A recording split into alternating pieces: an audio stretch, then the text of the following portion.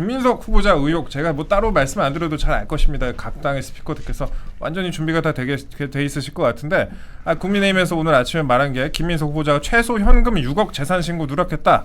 선거법 위반이다 하고 얘기를 했고 그에 반해서 이제 여당은 발목 잡기에 낭비할 시간이 없다 이렇게 얘기를 했고 당사자 김민석 후보자는 경조사 출판기념회가 있었다. 그러니까 수입 축소 의혹에 대해서 경조사랑 출판기념회가 있었고 그 재산관계 의혹 제기에 대해서 그 주장은 틀렸다면서 일부 주장에 대해서 반박을 하고 있습니다. 그리고 그 칭화대에 대해서는 그 출입국 기록 같은 걸 또 공개를 했더라고요. 이렇게 정면 돌파를 예고를 했다라고 하는데 일단 어떻게 보셨는지 이거는 변호사님부터.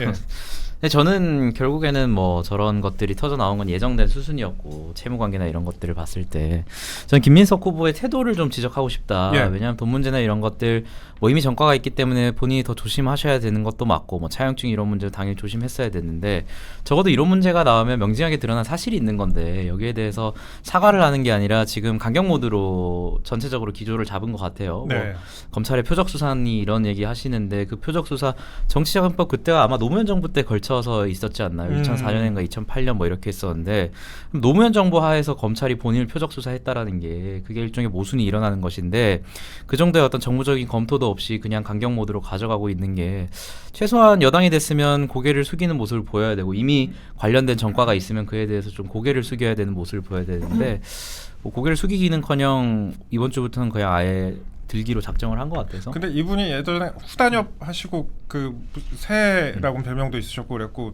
노무현 정부 검찰이 또 별로 안 좋아했을 것 같기도 하고. 김민세? 네, 그랬지.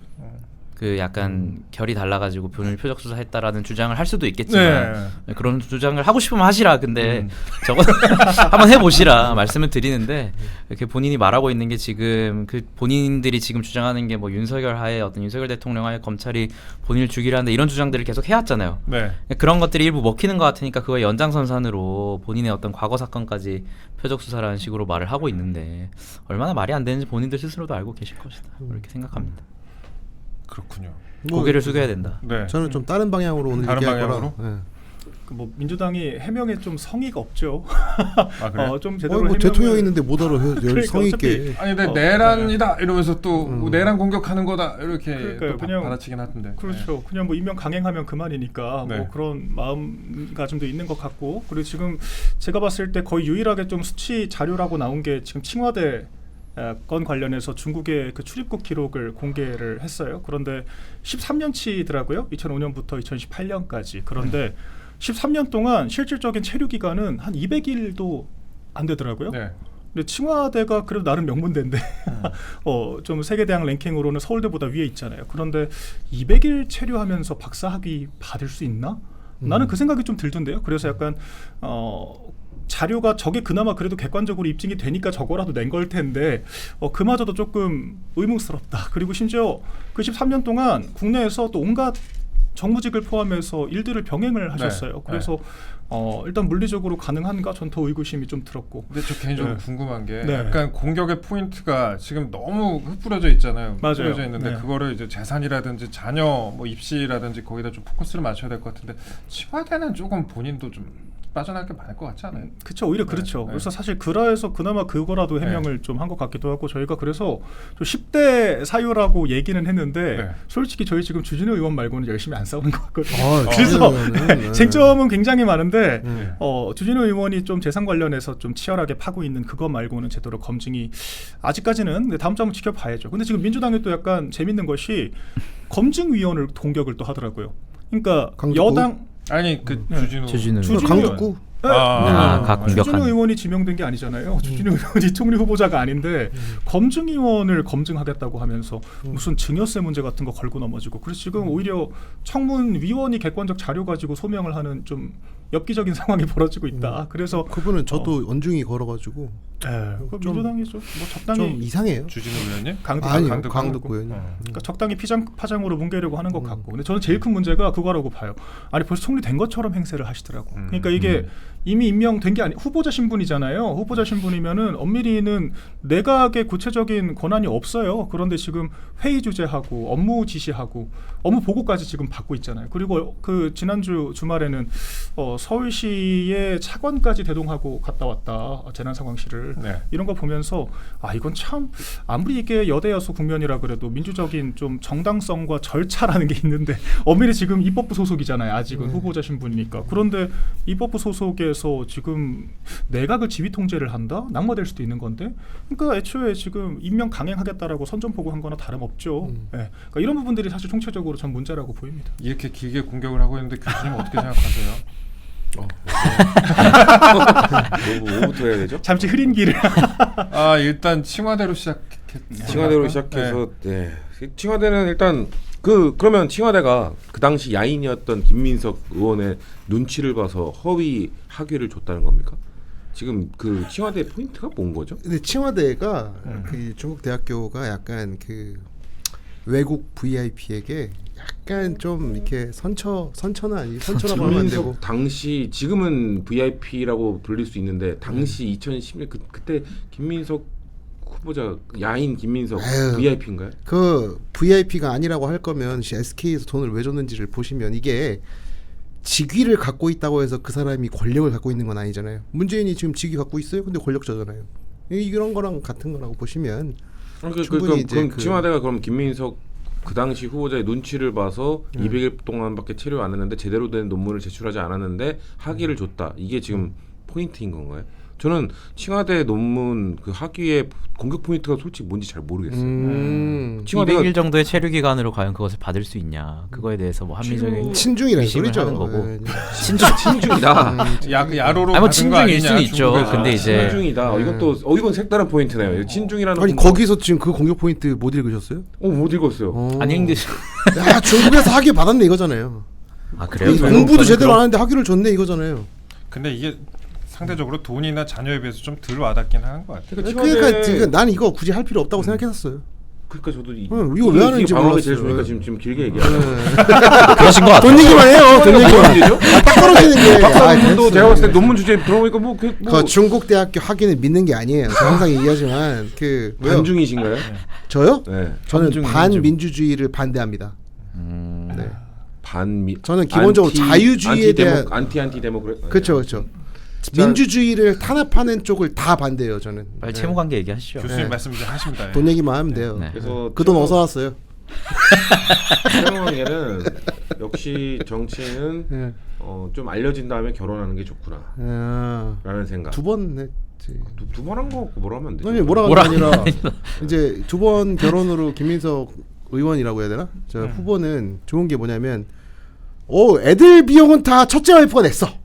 근데 그 자료를 지금 이렇게. 제출을 안 하고 있잖아요. 못 내지. 남한테 아니 돈 자료를 달라고 할 수가 없지. 이제 남이 된 거잖아요. 남한테. 아니 뭐 저는 좀 자료를 제공했으면 좋겠다고 생각하는데 그 전 부인이 아들한테 뭐 송금을 했을지 아니면 뭐 결제를 했을지 그런 것들을 근데 저는 아들 유학권 같은 경우에 제가 개인적으로 알아본 거는 이제 전 부인이 좀 테이크 케어를 했고 그쪽이 좀 돈이 좀 있는 집안이에요. 그러니까 그 지금 그래서 저는 줄을 선다 지금. 아니, 줄을 서는 게 아니라 내가 다시 얘기할게. 국민의힘이 사기를 하고 포인트를 있지. 잘못 잡고 있다고 생각하는 게 얘기할게. 칭화대도 그렇고 딸내미가 김민석 딸내미 있잖아요. 딸내미 이제 흐름을 보는데 딸내미가 아펠가모가 아니라 그 뭐야 그 반클리프 앤 아펠이라는 그 보석. 회사를 다녀요. 거기에서 이제 IT 담당 매니저예요. 네.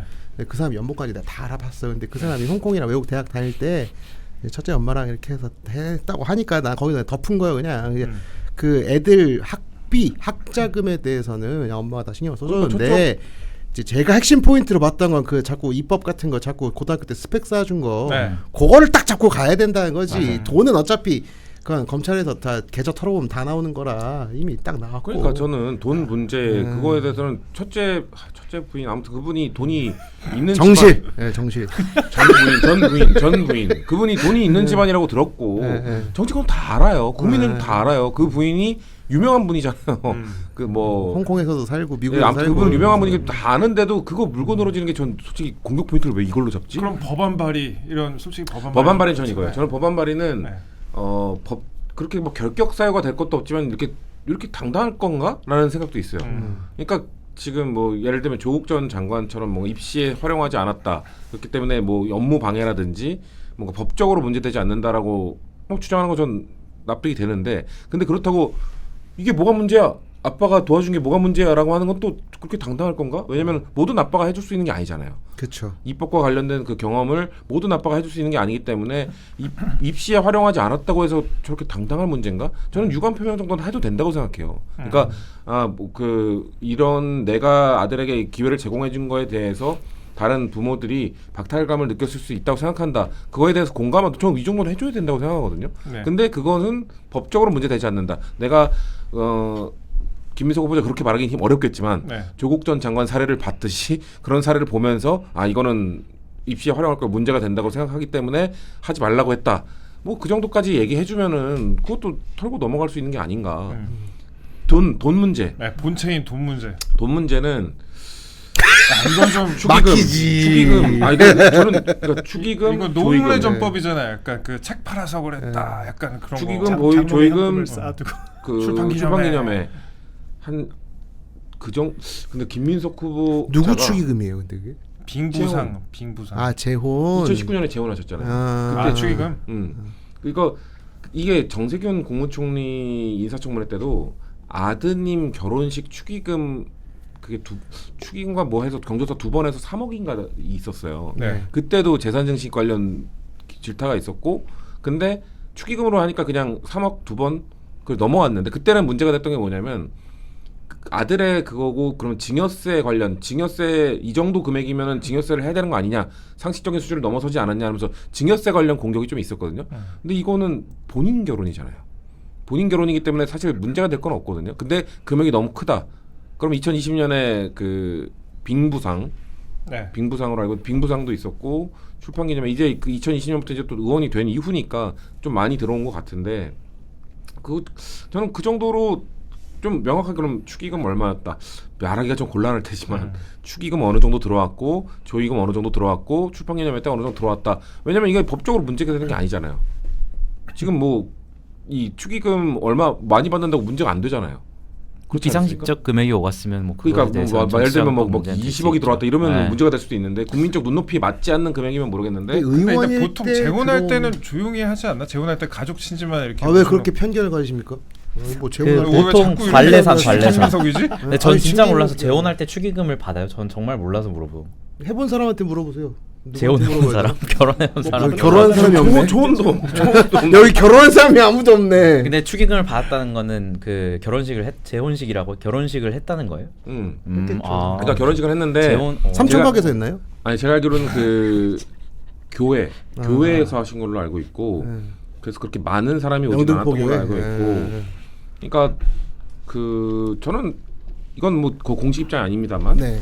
김민석 후보자 그 당시 2019년 여전히 아인이었고 여전히 복귀를 못하고 있는 상태였기 때문에 그럼에도 불구하고 김민석 후보자를 좀 재기를 원하는 아니면 재기를 응원하는 사람들이 채용하니까 또 축의금을 주지 않았을까 그런 근데 그 금액 정도는 전 그냥 축의금, 조의금, 출판기념회로 다 했다라고 하는 것보다는 그래도 조금 더 구체적으로 얘기를 해줘야 되는 게 아닌가라는 생각은 있습니다. 저 사실 국민의힘에 궁금한 부분이 네.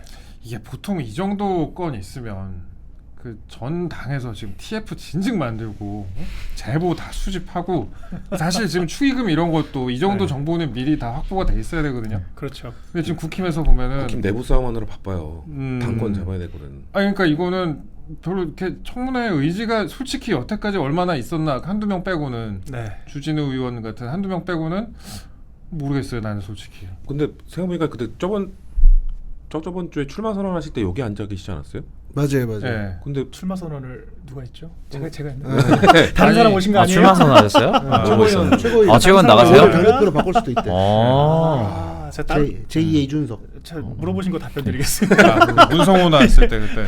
그래요? 하셨구나. 뭐 사실 저는 열심히 논평 쓰고 싸우는 입장이라서 뭐 제가 답변드리기 좀 부적절할 수도 있는데 글쎄 모르겠습니다. 아직 좀 열패감을 지우지 못한 부분들이 있고 저는 개인적으로 우리 의원들 좀 아쉬워요. 전 이번에 원내대표 선거 출마하신 이현승 의원 자체도 처음 들어봤습니다. 무려 4선 의원이신데 물론 제가 좀 정치 저관여층이었던 것도 있긴 한데 그럼에도 불구하고 저 정도 중진 의원인데 모를 수가 있나? 약간 그런 생각이 들 정도로, 그러니까 제가 뭐 의원 생활 해보진 않았지만 국회의원이라는 게 정말 엄청난 권한을 가지고 있잖아요. 단순히 보좌진 10명이 있는 걸 넘어서 거의 모든 정부 부처 기관의 정보 접근이 가능하다라는 거. 그러니까요. 이게 엄청난 권력인 거고, 이걸 좀 기반으로 해서 저희가 공격 포인트를 만들거나 아니 청문회를 준비를 하는 건데, 사실 뭐 저는 뭐 보좌하는 고사하고 제가 지금 일정 제 글 방송 혼자 다 하는데 근데 이제 다른 의원님들이 그런 보좌를 받는 것 치고는 너무 일이 안 돌아가는 거 아닌가라는 생각은 나도 아, 공격받는 거 아니야. 네. 그런 생각 때문에 그런 쫄아 거. 있어요. 쫄아 실제로 있어요. 주진우 의원 보니까 싸우면은 공격의 대상이 되잖아요. 근데 돌이켜 보면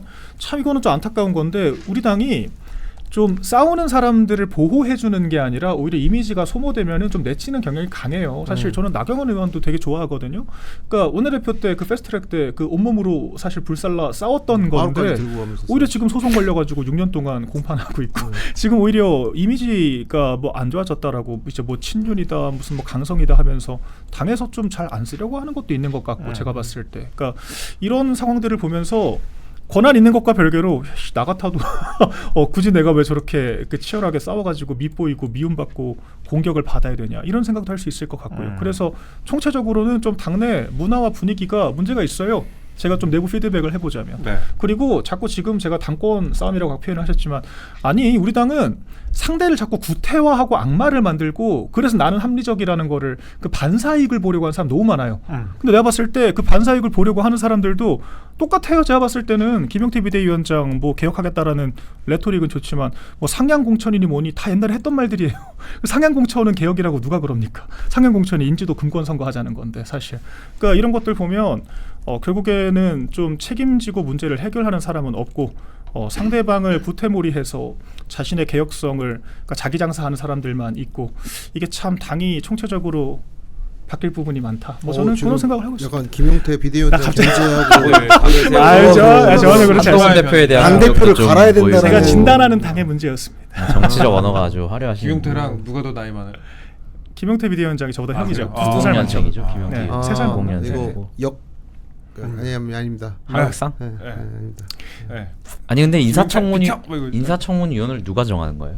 인사청문위원 서로 합의 양당 합의하죠. 아 근데 그런 식으로 싸울 거면 사실 개혁신당에 몇 석 빌려주는 게 국민의힘 입장에서는 네. 이준석 의원이 나가면 이준석 의원 사실 인지도로 간사 올려야 전화번호 드릴 테니까 전화하세요. 제가 전화하라고요? 좀 주시오. 개혁신당 임수인데요. 그 정도 패기도 없어요? 아 여기서 정치하겠다는 사람이 그 정도 패기는 있어야지. 그러다 진짜 정치- 제명되는 거 아니에요? 어디서 이재명? 개혁신당 이재명 되면 좋지. 저기 그 국회의원 석에서? 그 이재명의 어이예요. 아니 저 요번에 김민석 사건 보다가 요런 거 지금 사건이요? 네, 사건이죠. 사건이죠. 케이스. 네, 참사. 자, 그거 못 느끼셨어요? 이재명 대통령 입장에서는 김민석 총리 후보자가 저렇게 공격당하는 게 좋을까요, 나쁠까요? 근데 의도적 방임을 한다는 해석도 있더라고요. 그렇죠. 적극적으로 대응을 아니, 예전에 왜 그러냐면 자 이제 그 민정수석 낙마할 때 보도 나온 그걸 보면 이제 한겨레 뭐 MBC 경향 막 이게 소위 우리가 말하는 이제 좌익 언론에서 이렇게 공격하는 또 이게 보다가 우상호가 정무수석으로 왔잖아요. 근데 제가 이거 곰곰이 생각해 보다가 그 민주당 분 한 분이 그러더라고. 야, 넌 민주당 서열론에 대해서 아직도 모르냐? 그러니까 저걸 못 읽지 이러는 거예요. 그래서 뭔데요? 그랬더니 민주당에는 이제 개파가 아니라 계급이 있어요. 성골 진골, 재밌네. 진짜 왕족인 성골 진골이 있고, 그다음에 이제 3, 4, 5, 6, 7, 3, 4, 5, 6 두품 귀족계가 이렇게 있는데 이제 성골이 이제 이해찬 라인과 GT계, 이 김근태계, 옛날에 빈민운동을 했던 이제 학생운동했던 이 두 축이 있고, 그다음에 이제 성골 다음에 진골이 있잖아요. 진골에 이제 조국, 뭐 우상호, 송영길, 김민석 요런 그 스카이 출신, 서울 연고대 출신의 총학생 회장 등 유명했던 사람들이 이제 그 왕족의 피를 받고 있는 사람들인 거예요. 주로 노래방 멤버네. 그렇죠, 그렇죠. 근데 이제 거기에 임종석이 껴있는데 임종석이 미군, 어떻게 예. 꼈냐? 원래 한양대라서 낄 수가 없는데 이게 저 전대협에서 지금 서울대 애들이 싹 다 잡혀가니까 갑자기 임종석이가 의장을 한번 했단 말이지. 그것 때문에 이제 의장 TO를 받아갖고 어떻게든 이제 성골에 진골에 진입한 케이스. 그 다음에 이제 6두품, 5두품, 4두품, 3두품 얘네들은 다 이제 뭐 건대 뭐 정청래 뭐 이런 사람들 있잖아요. 우리 그리고 성 교수님 그 이재명은 아예 맨 밑에 진골. 100점. 맨 밑에 불가촉천민이라는 거야. 누가요? 이재명이랑 그런 그 그렇죠. 뭐 강의원이니 막 그런 사람들 비주류였지. 불가촉천민이라는 거예요. 민주당 내부에서는 그렇게 했을 때 자 이재명을 선수로 내보내서 대통령 당선을 시켰어. 그 다음에 딱 먼저 튀어나온 사람이 우상호가 정무수석 가져가잖아. 네. 그러니까 대통령실 힘을 빌어서 국회 애들 이제 저 조인트 깔아 온다 이거 아니야. 자 그다음에 이제 국무총리야 우리 이제 김민석이 먹을게. 걔네가 다 진골 라인 아니에요? 그럼 걔네가 다 먹었어. 근데 이제 이재명이 자기 인사 좀 해보려고 민정수석 갖다 박았더니 야 내려 해서 좌파 언론들 딱 해가지고 우르르 공격했잖아. 생각보다 내용이잖아. 대통령이 힘이 없다는 거예요. 그러면은 아니 전혀 없다는 거지. 이재명은 외롭다. 그러니까 지금 이재명이 너무 외롭다는 거예요. 자기도 이재명 되게 싫어하는데. 일극 체제 아니다. 일극 체제는 무슨 그 거지 체제래 거지 체제. 그러니까 무정부 체제. 아니 그게 아니야. 봐봐. 그러니까 톤이 좀 이상한데요. 이 프레임을 아니, 되게 묘한 톤인데. 아니 이 프레임을 잘 보고 최근에 돌아간 구조를 보면 지금 청와대에서 대통령실에서 인사를 제대로 못 하고 있어. 제일 먼저 튀어나와서 인사 딱 가져간 사람은 이해돼요. 우상호였잖아. 그 다음에 국무총리 있으니까 비호는 대충 안 하고 대통령실에서 아무 반응도 없잖아요. 뭐 알아서 잘 방어하시겠죠. 이렇게 나오잖아. 그럼 뭐겠어. 그럼 지금 진골들이 야 이제 우리 정산 갖고 와 해갖고 우리가 다 가져가려고 하다가 지금 딱 막힌 거잖아. 그럼 지금 만약 국무총리가 딱 부러졌다. 운동권 아닌 저 스카이 운동권 아닌 그럼 뭐 한 6두품, 4두품쯤에서 이렇게 아니면 뭐 이렇게 이재명 라인에서 국무총리를 딱 내보낸다? 그러면 이제 그때부터 또 이제 당권 싸움이 나오는 건데 정청래 봐봐요. 정청래 지금 뭐 하고 있어? 당권 가져가려고 지금 열심히 선거운동하고 있잖아. 그러니까. 아무도 안 도와주고 자기 혼자 원래 독고다이거든. 왜냐? 단대인가 건대 나왔잖아요. 거기도 이제 선거 직권 안에 못 들어가는 그 사람인 거야. 그래서 양문석 의원이 요 프레임을 민주당에서 되게 오래 계신 분이 나한테 툭 얘기해줬다니까 2시간 동안 내가 이걸 딱 보니까 이제 이해가 된 거야. 왜 김민수 맨 처음에 그 민정수석 나왔을 때 하차시키려고 좌파 언론들이 그렇게 들 끌고 일어났냐 이거지. 그 내가 봤을 땐 지금 이재명 아무것도 못하는 허수아비 돼 있다는 거죠. 민주당 내부의 내부 투쟁 때문에. 그래서 어제- 난 그거 딱 들어봐서 되게 재밌었어요. 어제 그 얘기했잖아요. 이재명 대통령 호수아비론을 정말 처음 들어가지고. 재밌죠? 근데 재밌죠? 이 일단 빨려 들어가자. 지금 아무도 반박 못하고 빨려 들어가자. 그럴싸하게 기자님이 하는 게 너무 재밌는 거죠. 아, 이게 기사로는 안 쓰잖아. 그러니까 이런 데 가서 썰이나 푸는 거지. 근데 너무 나는 이거 왜냐면 이거 어디까지 믿어야 돼요? 아니 내가 이거 왜 궁금해졌냐면 뭐 이런 말 드리기 뭐죠. 민주당 쪽에서 저한테 연락이 한번 왔어요. 지난주에. 검찰에서. 아니 민주당에서. 그렇지 민주당 민주 검찰이. 파출소에. 근데 민주당에서 연락이 와서 좀 도와달래. 그래서 뭘 도와드려? 그랬더니 수사 좀 받으라고. 아니 좀 힘들대. 누가 힘들어요? 그 이재명 라인 이재명 이재명 사람들이. 네, 그래서 좀 힘들대. 그래서 왜 그랬더니 좀 힘들대. 내부 투쟁 뭐 이런 것 때문에. 그래서 근데 내가 또 그쪽이랑은 또 이렇게 각을 많이 세웠으니까 자세히 설명은 못 할 거 아니야. 대충 얘기하는데 이해를 못 하는 거야. 그래서 민주당 할배들한테 연락했더니 그거 설명해 준 거야. 그때 내 머릿속에 다 들어왔다니까. 아니 이거 일리가 있다니까요. 지금 당대표 선거 박찬대랑 정청래 나왔잖아. 그 이재명 입장에서는 정청래보다 이재명이 아래 있는데 민주당 내부에 저 서열로 보면 그러니까 이재명이 누구랑 밥 먹었어? 박찬대랑 밥 먹잖아. 이렇게 되는 거라니까요. 그럼 뭐 먹을만 하죠. 뭐 몸에 붙은 것도 떼어. 정청래랑 먹지 왜 박찬대랑 먹어? 네. 그런 구조로 좀 보시면 구도가 딱 보여요. 그러니까 어제 서영주 대변인이 그래서 그런 얘기 했잖아요. 이번 전당대회가 김어준과 이재명의 구도다. 김어준이 정청래 밀고 김어준이 정청래랑 같이 붙어 있잖아. 왜냐? 그 저희 진골 안에 못 들어갔으니까 정청래가 맞아요. 붙을 수건 그래서 김어준밖에 없는 거예요. 박찬대를 밀어주시면 박찬대를 밀어주라고요? 제가 다른 김원준이. 기자는 저는 다른 게 어준대전. 저 자꾸 이제 그 이상한 언론인들이랑 자꾸 만나는데 기자는 항상 독립된 곳에서 균형을 맞추는 역할을 하는 거지. 누구를 밀고 이런 거 없습니다. 저는 댓글 보니까 네. 유재일님이 알려주신 듯 한 제일이 형이 혹시 알려주는. 아니요 민주당 사람이에요. 민주당 사람이. 아니 근데 이게 기자님 말씀하신 거 유재 말고 선생님은 지금 다르게 판단하고 있다. 제가 지금 파악하고 있는 걸로도 사실 아무리 그래도 좀 정권 초기 대통령이잖아요. 그런데 일개 유튜버와 동격으로 놓고 경쟁 관계라고 표현이 된다는 것 자체가 물론 그 대변인님이 좀 특수하게 실언을 하신 것도 있긴 있겠지만 김어준과 대통령이 당권을 둘러싸고 다툼을 한다. 여기서부터가 사실 이재명 대통령에 대한 그 권위가 당내에 좀 어떤 식으로 없다니까요? 인식되어 있는가가 일단 없어. 보이는 게 있고 그리고 지금 되게 재밌는 게 이재명 쪽 지금 그 소위 어공 인사가 보수 인사들이 더 많아요. 늘공들도 제가 얼마 전에 그 전직 차관님 뵈서 좀 물어봤거든요. 외교안보 라인 지금 잘 돌아가는 것 같냐. 그러니까 전직 국방부 차관님이세요. 그랬더니 지금 외교안보 라인들 전부 다 실력파, 보수 정권 이랬던 인사들 네. 다 들어가 있다. 산자부도 지금 그렇다는 거예요. 더 재밌는 거 알려드릴까요? 자, 지금 김민석이가 국무총리 때문에 지금 정신없잖아요. 지금 우리 못 하고 있는 게 하나 있잖아. 장관 인사를 못 하고 있어. 공모를 안 되잖아, 장관을. 장관 인사를 못 하고 있으면 무슨 일이 발생해? 관료가 차관을 먹어요. 그래서 인사나잖아. 차관들 싹 다 관료가 먹었잖아. 그렇죠. 이게 관료한테 잡아 먹힌다니까 대한민국이. 그럼 민주당의 시각도 좀 궁금한데 일리가 있는 얘기예요, 이런 얘기. 제가 한마디만 더 하면 그 관료들은 국장 이상 주면 안 돼. 터졌네 오늘. 아예 나 진짜 빡쳐서 그래. 네. 관료들이 차관 딱 올라가는 거 보고 확 난 거야. 네.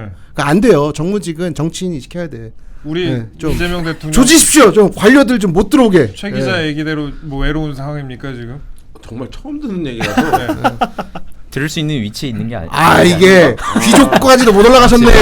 근데 연대 100점, 총학생회장 100점. 계급 어디 계신 거예요? 100점 100점. 연대 총학 출신인데 저 직업이- 등심이나 좀 많이 챙겨주십시오. 네. 연대면 우상호 뭐 선생님이나 이런 근데 분들 아까 딱 예. 말씀하셨잖아요. 유명한 총학생회장 출신. 저는 100점입니다. 그때 이제 그때 똥86 세대 때. 086이랑요. 똥86이죠. 예. 아 진짜 저는 그 86 아저씨들이랑은 절대 이걸 같이 할 수가 없어요. 이거 근데 내가 너무 해악이 커서 너무 네. 근데 정말 비슷한 얘기도 들어본 적이 없어가지고 오늘 들으셨으니까 당분간 다음 주에 올 때까지 제가 이 시각으로 한번 바라볼게요. 이 시각으로 바라보신 다음에 빨간 지금 양말 친거 아니에요? 그 약간 그런 다음에 다음 사실 주에 안 나오는 거. 민주당 주류에서 약간 힘들었던 적이 있으시잖아요. 전늘 힘들었고 전 바로 이제 이재명과 손을 잡고 나 이재명을 손잡자는 게 아니야. 근데 그러니까 이 부분이 조금 해석이 안 되는 게 이제 뭐. 최 기자 얘기 따르면 이 얘기까지만 이제 할게요. 그러면은 그럼 처음에 총리 후보자로 아니 김민석이 아니라 정성호 의원 같은 사람을 처음에 지명을 했으면 아니 맨 처음에 그러면 하려고 자기만- 했지. 아 그래. 정성호 의원 어떤 자기가 거다? 사석에서도 어. 나 비리 많아갖고 그런 거 못 가 이런 사람이요. 아 진짜라니까 나 그 녹취도 있어. 아니 그니까 아니 나는 정성호 의원이랑 가까워서 대화를 녹취하셨어요? 아니 그걸 누구 딴 사람이 준 거지. 나는 정성호 의원이랑 저 가까워요. 예, 근데 그건 너무 좋은데. 정성호 의원 좋은 분이야. 그 아니, 기자 그러면- 노래도 잘해주시고. 그러면 예. 다음에 좀 이어가 볼게요. 그러면 네. 최근에 이제 특검 3대 특검 이제 출범을 했잖아요. 막 내란 특검이라고 갑자기 이런 넘어가. 아니 이제 뭐 중요한 게 많아. 그래서 예. 속도를 막 엄청 내고 있고 막 내고 있는데 그럼 이 내란 특검이니 이런 특검 같은 것도 그러면 이게 이재명 대통령의 뜻이다 아니면은 민주당의 또 다른 이제 성골 같은 사람들의 그건 뜻이다. 모르죠. 그건 모르죠. 그것 알아보죠. 더 알아올게요. 네. 근데 어쨌든 국민의힘은 저는 뭐 공통의 적이니까 사실. 아, 국민의힘 예, 공통의 예, 적이니까. 그럼요. 예, 정부에도. 그 저는 이제 성채윤 교수님이 이 구도로 한번 보신 다음에 전 대한민국 진짜 잘 됐으면 좋겠거든요. 그러니까 갑자기. 아니 저는 저는 우리나라 이상한 일 외국에다가 내본 얘기하진 않아요. 그런데 알겠습니다. 어쨌든 그 우리나라 잘 됐으면 좋겠으니까 한번 이 구도로 한번 바라보신 다음에 아 이래서 이재명이 좀 힘들겠구나 이런 거를 조금 민주당 내부에서도 잘 이 갈라치기를 해주셔서 똥팔력도 다 은퇴시키고 진짜 제대로 된 민주 세력들이 좀 합리적으로 대화할 수 있는 분들이 성 교수님 같은 분들이 기자님은 쫙 지금 이렇게 대통령을 걱정하고 계신 거군요. 저는 걱정한다니까요. 아, 잠도 못 자요. 우리 요즘에. 대통령이죠. 엄밀히 따지면. 우리 나라의 대통령이에요. 대통령이니까요. 우리 대한민국 네. 대통령이에요. 엄밀히 따져요. 우리나라의 대통령이잖아요. 아니 그게 아니고 자 박수. 우리 둘만 목하다 하고 있는 거지. 제가 대통령이 하기에 자격이 충분한가라고 했을 때 아야 전혀 아니라고 생각합니다. 근데 일단 대통령이 됐으면 아이 우리나라 잘 돼야 되는 거는 잘해야죠. 아유 그 동네 이상한 애도 내가 때려야지 남이 때리면 내가 가서 응징해줘야 된다니까는. 정치는 수단이고 국정이 목적이니까. 그럼요. 근데 그런 이렇게 거. 정부에 뭐 그 클래스가 나눠지면 이런 거를 국힘에서 뭐 개혁신당도 있지만 파고 들어가지고 이거를 내분을 일으키고 이간질 국힘은 민주당 뭐 하는지 아무도 아, 몰라. 우리 네. 정부도 없고. 그럴 제가 만한- 안 나올 것 같아서 지금 이렇게 해주시는 건가요? 어떤 거? 제가 여기 안 나올 것 같아서 아니에요. 출연료 높이면 민주당이 줄 서요. 그 자본주의식으로 해결하면 되는데 그게 아니고 진짜 저는 대한민국이 잘 됐으면 좋겠고. 아니 근데 지금 이재명 정권의 정책 방향성이 굉장히 흥미롭다니까요. 사실 왜냐면 제가 그 추경 같은 거는 질러놓은 게 있으니까 뭐 선별적으로 좀 반양보하고 일단 질러놓은 것 같은데 그 외에 한일 관계 지금 드라이브 거는 것만 봐도 과거사는 잊자라는 기조로 지금 윤석열 정권 똑같이 가고 있거든요. 아, 그러니까요. 똑같이 가고 있고 나 네. 지금 오늘 되게 재밌었던 게 그 부처 업무 보고 봤다가 그 부처 리빌딩을 좀 하더라고요. 그런데 보수 정권에서도 못했던 지금 거의 부처 절반으로 줄이겠다고 하고 있거든요. 네. 그러니까 기재부는 반으로 쪼개는데 이제 산재부도 나눠서 좀 힘을 좀 빼고 산재부는 없애버리고. 여가부랑 그 교육부 폐지하고 그다음에 여가부랑 복지부 합쳐가지고 아예 인구부처를 사회부총리로 만들고. 근데 이거 보수 정권에서 계속 얘기하던 거예요. 하다가 못한 거 아니에요. 능력 부족해서. 부처 다이어트 해야 된다. 근데 이거 진짜 필요하거든요. 아, 제가 필요하죠. 행정부 일해 네, 보니까. 네, 네. 근데 이거를 오히려 이재명 정권에서 하고 있어. 그러니까 원래 좌파 정권이 출범하면 특징이 없는 자리도 만들고 부처 신설하고 자리 만들어서 나눠주는 게 통상적이거든요. 근데 지금 있는 거를 없애요. 나 그래서 되게 이게 뭐지? 왜 그 보수 정권 같지? 대통령실에서 네. 불러서 나라를 위해서 일해달라고 갈 거예요?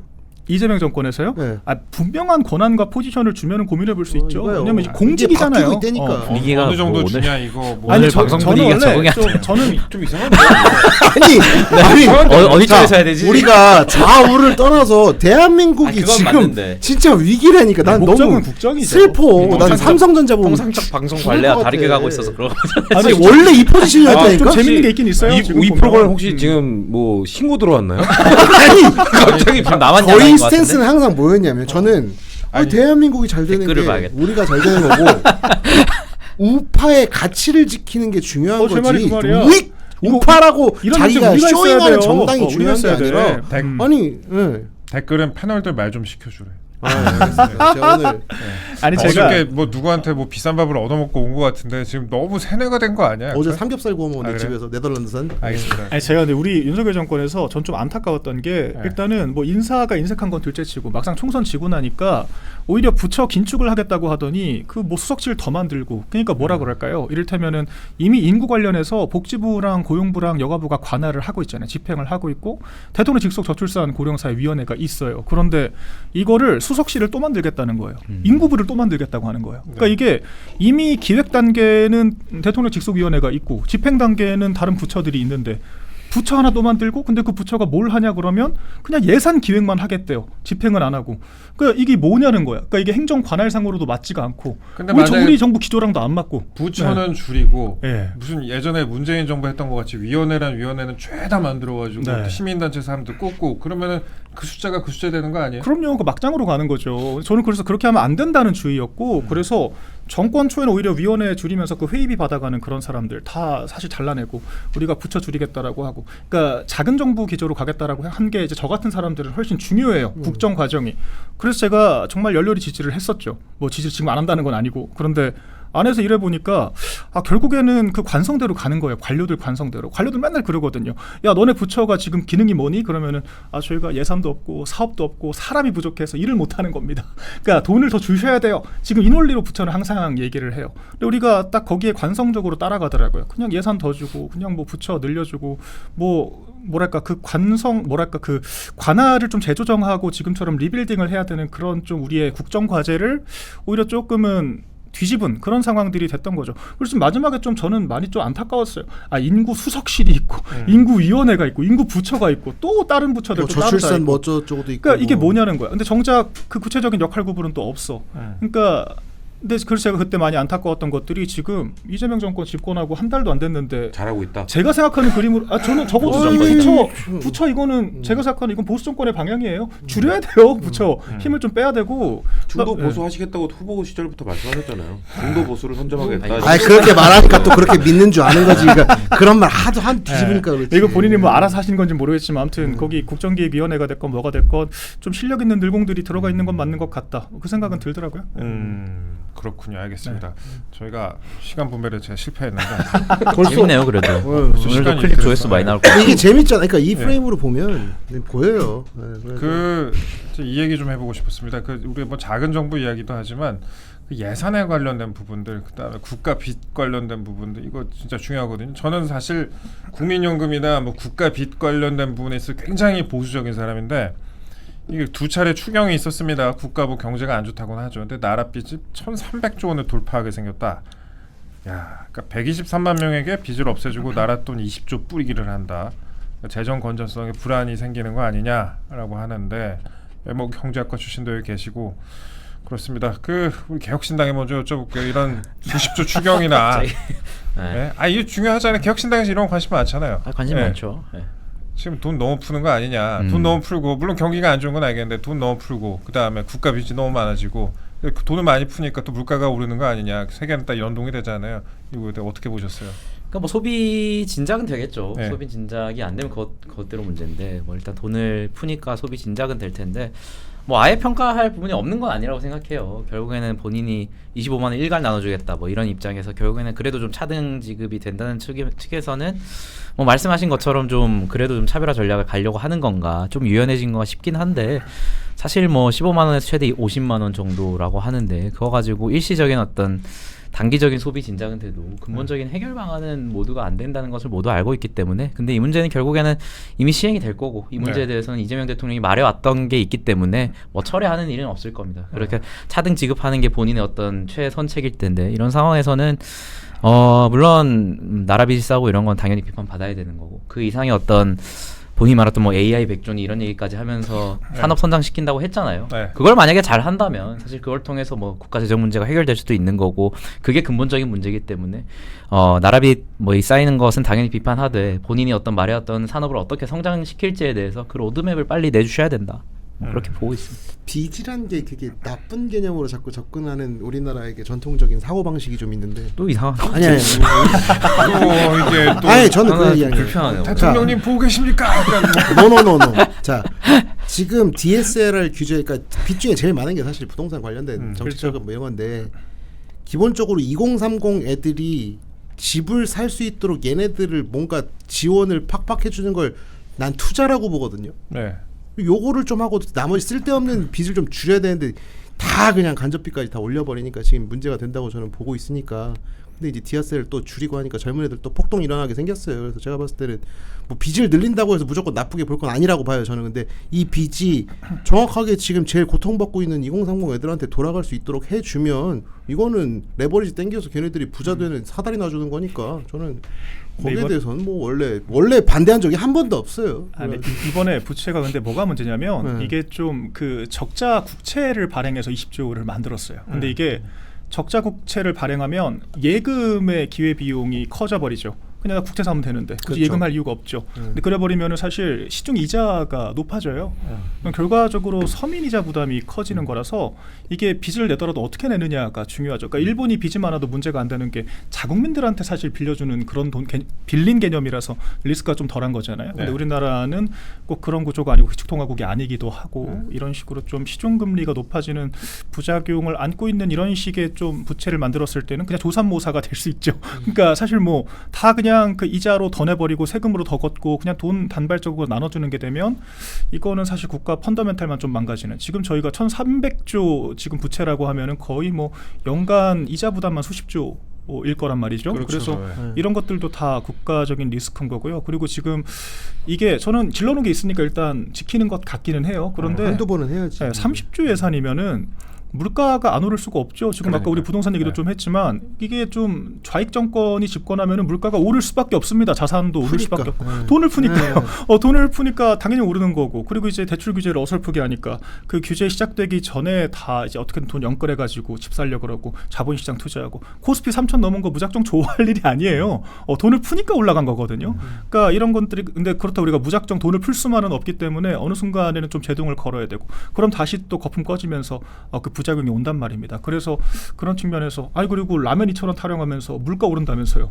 근데 돈 풀면 물가 더 오르잖아요. 그러니까 이게 대체 뭐냐는 거죠. 푼다고 해놓고 마지막에 안 풀면 그래도 그 활기가 돌잖아요. 활력만 호텔 경제하고 경제 설명하는 저희가 그렇게 사람들한테 되기 위해 그런 야당이 걸왜 좀 기대하고 결사적으로 있어요? 막아보겠습니다. 아무튼 그래서 제가 아까는 좀 좋은 부분은 칭찬도 했지만 30조 예산은 그나마 이게 그 정부 전문가 관료들이 조금 메이드를 해가지고 쿠킹을 해서 나아진 부분들은 있지만 여전히 이게 참 현재 경제 상황을 잘못 진단하고 있다.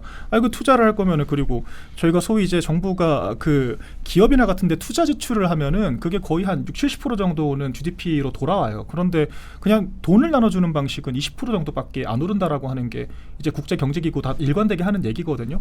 그러니까 왜 승수 효과가 정부 투자 지출보다 4분의 1밖에 안 되는 이런 방식을 이렇게 수십조 단위를 동원해서 그것도 이제 다른 방식도 아니고 국채를 발행해서 빚을 져서 하는가? 국힘에서는 이런 거를 네. 돈 풀지 말자. 내자라고 예. 또 얘기를 해버리면 또 지지율이 뭐 지금 많이 낮긴 하지만 돈을 풀 거면은 차라리 뭐 이제 투자 뭐 건설업에 투자를 하든가 경기 활성화를 할 수 있고 좀 일자리 만들 수 있는 데다 하라는 거죠. 네. 그게 경제학적으로 봤을 때도 훨씬 돌아오는 리턴 값이 큰데 그러니까. 돈을 써야 되면 그렇게 쓰면 되는데 그리고 아까 우리 기자님 말씀하신 게 사실 지금 청년들의 미래에 투자하는 게 굉장히 중요해요. 돈을 쓸 그렇죠. 거면. 근데 네. 지금 이를테면 청년도약 계좌 같은 거 되게 좋거든요. 근데 이게 600만 명이 대상이고 300만 명 가입을 우리가 목표로 했는데 지난 정권에서 160만 명 정도만 가입을 했어요. 그러니까 이게 충분히 수요가 있는데 왜 이렇게 좀 목표치를 달성 못했냐? 보장성이 떨어져요. 그냥 이게 사실 도파민 터져 나오는 그냥 뭐 주식시장 하고 코인 하면 되는데 이런 것들을 3년 동안 더 묶이고 사실 이자를 더 준다고 해도 그래봤자 5% 안 되거든요.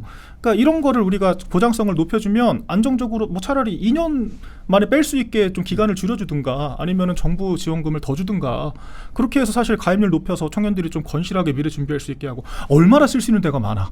그런데 이제 이런 것들 이렇게 허망하게 그냥 한번 단발성으로 뿌리고 끝내버리니까 다들 그 얘기만 하고 있어요. 저는 그게 치킨 뭐 안타깝죠. 먹을까? 아니 이게 오마카세 간다니까. 이게 전 정부가 딱 좀 맞네, 이게 정말. 상남자 정책이 좀 있어야 된다고 생각하는데 테토 정책. 네, 테토 정책. 그러니까 우리만 할 수 있어. 우리 왜 1,000만 원까지 청년이 만약 모으면 뭐 몇 % 준다 이런 거 있잖아. 네. 20% 주는 게 왜 나쁜 거냐지 잘 모르겠는데 왜냐면 그거 어차피 청년들 몇 명밖에 못 하고 돈 없는 애들이 꼬박꼬박 모아서 하는데 만약 그걸 했을 때 어차피 한 명 1인당 뭐 1,000만 원 했으면 200만 원 준다 쳐. 그럼 걔네들이 느낀단 말이야. 아, 우리나라에서 나를 챙기고 있구나. 그러면 이게 그 애국심부터 시작해서 이게 뽕이 차오른다고. 내가 어렸을 때 그런 거 막 맨날 돈 모으려고 맨날 그런 거만 알아보고 맨날 했었거든. 근데 그런 걸 할 때 무슨 뭐 시팅을 받고 5% 있다, 이런 거. 야, 네. 수협 가서 하는 게 6% 나오는 세상에 5% 준다고 하면 누가 정부에서 그거 하는 아니, 걸로 그런 뭘 돈도 하냐. 얼마 안 들어요. 그러니까 시중이자에 정부가 한 네. 2, 3만 원 그래. 붙여주는 거라 얼마 들지도 않아. 차라리 이 수십조 쓸 거면은 거의 2배 보장해 줄 수 있어요. 그런 청년 도약 계좌 같은 거. 그러니까 내 말이야. 그리고 저것도 요번에 그 DSR을 규제하면서 첫 생애 주택 그것도 지금 건드리려고 하고 있는 거예요. 그러니까 이제 사다리 다 걷어 차는 거라고. 이런 거 하면 안 되는데. 그냥 이제 이동상공 애들 들어가셔야 될 것 같아요. 다시 우리 기자님 오늘 기자가 제일 좋은 직업이니까 두 분 다 내가 들어가신 항상. 저보다 더 이재명 정부에 아니 저는 과학과 그거에 대한민국 대해서. 정부가 잘 됐으면 하는 거 늘 똑같았어요. 정치학 교수님께도 여쭤볼게요. 저희 네. 중도 보수 실용주의 정권을 축구하는 이재명 정부에서는 이 보수 우익 세력들의 이야기도 다 감안해서 정책 추진을 하지 않을까라는 말씀을 드리고 싶고 대신 그 비탄감 그거는 그 과거에 비탄감을 해줬던 자영업자 비탄감이 네. 그 IMF 때 한 번 있었고 그 다음에 박근혜 정부 때 박근혜 정부 취임 첫 해 했었어. 2013년에 국민행복기금이라고 예. 사실상의 지금의 배드뱅크랑 똑같은 자영업자 그때 33만 명 정도 혜택을 받은 게 있었거든요. 그때도 뭐였냐면 2008년에 글로벌 금융위기의 여파가 뭔가 그때 막 대출 받았던 사람들이 몇 년 버티다가 이제 파산할 위기에 처하니까 이제 2013년에 박근혜 정부에서 탕감해 준 거거든요. 예. 지금도 똑같아요. 코로나 때 위기에 처했던 자영업자들이 막 대출을 국가에서 해줬는데 연장 해주다가 지금 이제 만기가 도래했는데 이 사람들이 여기서 허덕이고 있는 거야 아직도. 그래서 그 사람들을 좀 구제해주는 차원에서 이거를 한다는 말씀 드리고 싶고 보수 정권에서 했던 겁니다. 그러니까 그만큼 IMF 글로벌 금융위기 그 코로나 팬데믹 그 정도로 지금 국가 경제 자영업자들 너무 안 좋은 상황이기 때문에 예산을 들여서 좀 그분들의 비탄감을 해주는 정책을 할 수밖에 없다라는 말씀을 드리는 거고 대신에 그런 건 있죠. 오늘 또 다른 방송에서 그런 얘기 하더라고요. 아 그럼 열심히 돈 갚은 사람들은 그러니까 예. 그러니까 도덕적 해이 문제가 늘 나와요. 그때 박근혜 대통령 때 할 때도 그때도 도덕적 해이 문제 나왔었어요. 근데 5년 동안 대출 연장해주고 하면서 못 갚은 사람들은 이게 도덕적 해이 때문에 못 갚은 게 아니라 진짜 어려서 못 갚은 거예요. 그렇기 때문에 이 대신에 기준을 좀 명확히 하고 정말 이 사람이 갚을 능력이 없어서 못 갚은 건지 아니면 혹시 이런 정책을 기다리고 안 갚은 건지 이 정도에 대한 판단은 행정력으로 전 걸러낼 수 있다고 생각합니다. 그렇기 때문에 그 5년 넘게 빌리고 안 갚은 사람 김민석. 갑자기 떠오르는데 자. 아예 자, 도덕적 해야 아닌가요? 배드뱅크 지금 이거 이게 빚쟁이 취지를 해보면은 핵심이 딱딱 요즘 위장이혼 해가지고 파산하는 경우도 되게 많고 뭐 많은데 이거 행정에서 이제 보면 나오는데 이제 제일 심한 게 50세 이후에 파산한 사람들이 65세까지인가 버티면은 정부에서 더 이상 추진 안 들어와요. 채권 추심이 안 들어와. 그래가지고 나이 든 사람들은 계속 재산 숨겨놓고 도망가는 경우가 있단 말이에요. 이것도 나이 딱 줄여가지고 청년들한테 야 니네 좀 실패한 애들 봐줄게 이렇게 가야 되는 거고 그 빚쟁이 취재보 많은데 빚 많은 사람들이 제일 고생하는 거는 사실 기본적으로 은행이나 대출 받아서 추심받는 게 두려운 게 아니에요. 세금을 갚지 않았을 때 이거는 파산으로 처리가 안 됩니다. 파산을 하잖아요. 그래서 파산해갖고 내가 이제 채무가 다 없어졌어. 그래도 국세청에 남아있는 내가 세금 안 낸 거 있죠. 그거는 죽을 때까지 따라오거든요. 나는 진짜 이거 데이터 봐가지고 진짜 이 사람은 진짜 열심히 했고 뭐 이런 게 보여요. 그게 왜 안 보여? 저 일가족 재산만 딱 뜯어봐도 이 사람들 재산 숨기고 있는지 아니면 얘네가 원래 가난한 집에 태어나서 어떻게든 열심히 해보려고 하는 애들 다 보이거든. 그럼 나는 그런 애들은 딱 선별해서 행정적으로 처리해가지고 일단 세액 못 갚았던 거부터 풀어줘야지. 그 다음부터 무슨 뭐 자기가 은행에서 요걸 갚든 뭐 반으로 좀 깎아달라고 해서 뭘 하든 이렇게 할 수 있는 근본 구조가 바뀌는 거지. 무조건 파산한 사람 뭐 모아가지고 뭐 돈 좀 해줄게. 이런 식으로 가는 거는 진짜 같이 돈 갚아간 사람들 우롱하는 거밖에 안 된다고 저는 보고 있어요. 그 부채 탕감이 필요한 거는 맞아요. 제가 취지는 이해를 해요. 저도 안에서 이런 정책들을 봤었는데, 근데 지금 이번에 나온 거는 좀 지나치게 과격하게 너무, 하더라고요. 그러니까 포퓰리스트. 163만 명 대상 네, 5년 네. 이상 연체자인데 정부가 그 채권을 대신 사와서 원금 90%까지 깎아주겠다는 거예요. 그러니까 이거 너무 과도하다는 그건 거야. 안 그러니까 돼요. 태토 이게 정책. 이거 약간 네. 그거잖아요. 카지노 보면은 카지노 그 드라마 보면 네. 최민식 씨가 이제 세금을 뭐 세금을 안 냈던가 그래갖고 네, 그 국세청에서 오는데 90% 깎아주잖아. 좀만 깎아주시오 그랬더니 예, 약간 그 느낌이 이번 근데 90%, 이게 예. 우리가 사실 이미 좀 법률적인 이런 파산 구제 제도들이 이미 많아요. 이미 있고, 근데 이제 어쨌거나 정부 입장에서는 이 사람들 파산하게 두는 것보다는 건실하게 사회생활 하면서 재기할 수 있게 해주는 게 필요하니까 이런 정책을 하는 건데, 근데 하더라도 원금은 둔 상태에서 좀 이자 부담을 경감시켜줘서 경제활동을 하면서 성실하게 갚도록 만들거나 해야지 90% 원금 삭감 그것도 수십조를 들여가지고 한다? 그러니까 정부는 돈이 없어가지고 지금 정부가 빚을 내는데 채권을 또 사와요? 갚아주지 말고 이게 거치 뭐냐고. 기간을 주는 게 예, 나아요. 그렇죠. 예. 당장 현금 흐름이 부족한 사람들이기 때문에 근데 이런 식으로 누가 남자답게 쌍남자답게 하라고 했지 무식하게 하라고 했어요. 아유, 정부가 잘못된 게 정책의 취지에는 동감하는 하나 디테일에 디테일이 있어서 좀 다르게 잘못됐다. 했으면 많이 좋겠다. 잘못됐다. 이 국회에서 이렇게 국민의힘이 이런 식으로 얘기를 해야죠. 여기가 죄송합니다. 국무회의 그렇게 없었어요. 장소여야 돼. 반대를 하니까 여기가 국무회의였으면 국무회의였으면 지금 나라 벌써 G7 안에 들어갔지. 말을 안 돼. 똥팔육들이 말을 안 들어서 그래 그게. 국민 추천제로 이게 추천해야 돼. 그리고 아까 저는 또 우리 기자님의 말을 또 행간을 읽었는데 세금 누진되는 추징금이 두려워서 사적 채무를 만들어서 갚았던 이 김인석 후보자를 동의해 준 게 아닌가. 공적 채무를 먼저 변제를 해야 돼서 불법 정치자금 받아. 어이가 없네. 내가 다음으로 넘어가시죠. 태어나서 민주당 공약 받아먹은 것 중에 이게 제일 신선해.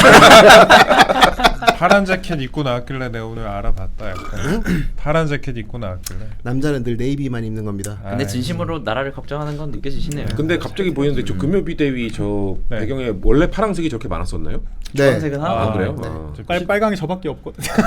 빨강이 저 주황색은 파란색이 병풍이고요. 네, 빨간색이 중심이죠. 다음 주에 조금 바뀌었습니다. 제가 저걸 못 챙겼네요. 죄송합니다. 예. 제 저거 취향대로 그래, 디자이너한테 바꿔놨습니다. 예. 아무나 주고서 야 이거 대충 만들어 나오는 거예요. 저 아마 AI가 만들었을 텐데 챗GPT가 만들었을 겁니다. 그러면은 저희가 모셨으니까 몇 개만 좀 더 다뤄볼게요. 시간이 벌써 1시간 꽉 채웠네. 오신 김에 좀 더 재밌죠, 가시죠. 근데 예. 네. 여기는 재밌다니까. 듣는 게 너무 재밌네요. 오늘은 많이 듣고 가요. 오늘 이제 최우민 기자가 아주 그냥 재밌는 거의 얘기를 많이 발언에 하죠. 한 맨날 진짜 웃긴 거 저 해달라며 나한테. 많이 해주세요. 재밌어요. 지금 뭐 자꾸 조회수 많이 이거 높아졌어. 제가 이거 하고 싶어서 하는 게 아니에요. 저 맨날 하기 싫어요.